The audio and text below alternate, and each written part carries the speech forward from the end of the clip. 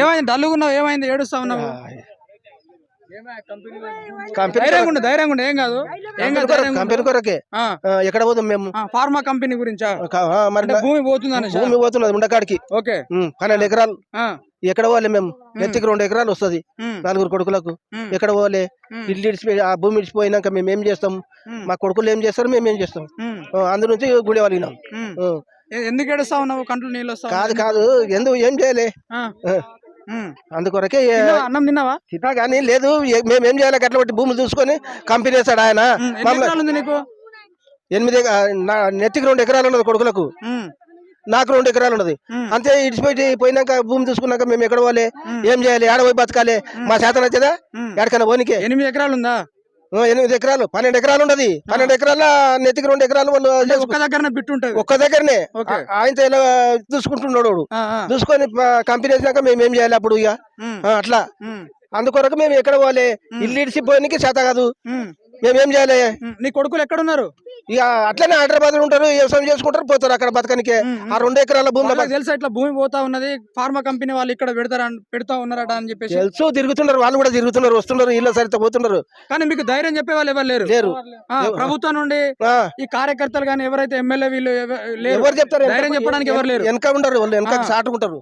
ఇప్పటిలాకనే ఈ అప్ప ఏమన్నాడంటే, నేను అది చేస్తా ఆడవిళ్ళకు ఏమన్నాడు, మనిషికి 2500 సిలిండర్ 500 అన్నాడు. బస్సు ఒకటి ఫ్రీ పెట్టిండు. మళ్ళా ఏం చేసిండు? మళ్ళీ ఒక్క నిమిషం, ఇవన్నీ పెట్టమని మీరు అడగలే. మాకు తెలుసా?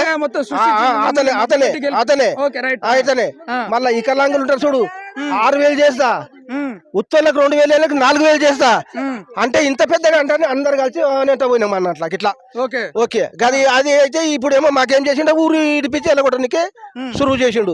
12 ఎకరాల భూమి పోయినాక మేము ఆడుకోవాలి, ఏం చేయాలి? ఎట్లా చేస్తాం మేము? అందుకొరకు ఇది చేసినాము. గుడి వాళ్ళు నీవు మరి నీవు చేస్తా అంటే నీవు చెప్తానా, మాకు కూడా మీకు సహకరిస్తామట అంటే భూమి కొరకే గుడి వాళ్ళు. మాకేమైంది? ఇన్ని దినాలు బతకలేదు. రేవంత్ రెడ్డి పరిపాలన 8 నెలల నుండి తెలంగాణ రాష్ట్ర ప్రజలు మొత్తం గమనిస్తా ఉన్నారు. అతను చెప్పిన 6 గ్యారంటీలు కావచ్చు, అతను చెప్పిన 6 గ్యారంటీల్లో 420 హామీలు కావచ్చు, ఏమేం చేసిండు ఏంటిది అనేది మొత్తం బండారం మొత్తం మేము బయట పెడతా ఉన్నాము, మేము తిరుగుతా ఉన్నాము. కానీ ఇక్కడ ఏం కాదు, నువ్వు ధైర్యంగా ఉండు. ఎంతటి వరకైనా మేము కొట్లాడతాము. ఈ టీవీ ఆర్జీ టీవీ అనే ఛానల్ మాత్రం బరాబర్ కొట్లాడుతుంది. నువ్వు టెన్షన్ పడకు, 6 రోజుల నుండి అన్నం తింటలేవు అని చెప్తా ఉన్నారు. ధైర్యంగా ఉండు, అర్థమైందా? ఏడవకు, టెన్షన్ ఏం పెట్టుకోకు. ఏ ఇన్ఫర్మేషన్ ఉన్నా నాకు ఇన్ఫర్మేషన్ ఇవ్వండి. కొండల రెడ్డి కాదు, రేవంత్ రెడ్డి కాదు, తలుచుకుంటే ప్రభుత్వాలే కూలిపోయినాయి.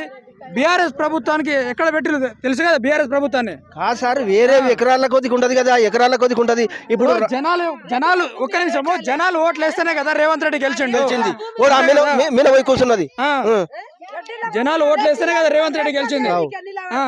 మీరు ధైర్యంగా ఉండండి, ఏం కాదు. ఇప్పుడు ఏం నుంచి ఉండదు సార్, రాసనం అడవి కొన్న 1000 ఎకరాలు ఉన్నది. 1000 ఎకరాల రాసనము. అది దారూరు. నాకు అర్థం కాని అంశం ఏంటంటే, ఇప్పుడు ఇక్కడ నుండి స్టార్ట్ చేసిండు సార్, 1300-1400 నుండి స్టార్ట్ చేసిన అని చెప్తాను. అంటే ఎకరాలు ఇక్కడ నుండి మొదలు పెడితే దగ్గర 3000 ఎకరాలకి టార్గెట్ చేస్తా ఉన్నారు. డ్రోన్లు కెమెరాలు కూడా పెట్టి తిప్పుతా ఉన్నారని చెప్తా ఉన్నారు.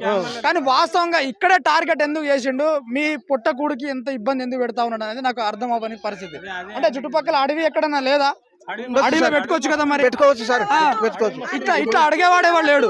దారూరు రాసనం, దారూరు ఎక్కడ, రాసనం ఎక్కడ సార్? గిరిజనుల భూమిని వీళ్ళు తెలివి తక్కువ అనుకుంటా దౌర్జన్యం చేస్తా ఉన్నారు, బెదిరిస్తా ఉన్నారు, బెదిరింపు కాలు వస్తా ఉన్నారు. సార్ ఈ పంటలు విడిచిపెట్టి మేము ఇంకేం పని చేస్తాం? ఈ పని చేస్తుండ్రి ఇప్పుడు. సరే ఇప్పుడు బాధపడకండి, కానీ పంట చేనులన్నా మంచిగా ఉన్నాయా? ఎందుకు నీళ్ళు రావట్లేదా? అందుకనే కందిసేన్లు వేసిల్లా? కందిసేన్ వేసినాం. ఆ కందిసేన్లు కూడా ఏం లేవు, వరి పంటలు ఏం లేవు. ఎట్లా బతకాలి మేము? ఎట్లా బతకాలి? బాలలకు ఎట్లా బతికిచ్చాలి? ఎట్లా బతికించలే సారు? మేము ఎట్లా బతకాలి? మా బాలలు రాజ్యం పట్టిండ్రు, చిన్న బెట్టలు రాజ్యం పట్టిండ్రు, మన్మన్లో నిడిచి రాజ్యం పట్టిండ్రు. వాళ్ళకు ఎట్లా నడపాలే మేము? మా ముసలితో ఇడిచిపెట్టిపోయిండ్రు కొడుకులు. మేము ఎట్లా బతకాలి? మాకేం ధర్నం ఉండదు. నేను 4,000 పింఛన్ ఇస్తా, 10 ఎకరకు 8,000 ఇస్తా, 10,000 ఇస్తా అన్నట్టు మాది అవసరం లేదు. ఇప్పుడు మాకు అవసరమే లేదు. మా భూమే మాకు కావాలి. ఎండి వద్దు, నీ బంగారం వద్దు, మా భూమి మాకు. అంటే రేవంత్ రెడ్డి చెప్పిన 6 హామీలు మీకు వద్దు కానీ మీ భూమి మీకే కావాలా? మీ భూమి మీకే మా కావాలా? భూమి మాకే కావాలి. మాకెవరేమో వద్దు, మా భూమి మాకే కావాలి. మా కొడుకులు బతకనికే, నా మనమాలు బతకనికే. చిన్న చిన్న మొగళ్ళు పోయిండ్రు మా చిన్నతనంలో, మేము ఎట్లా బతికించినాము. Okay okay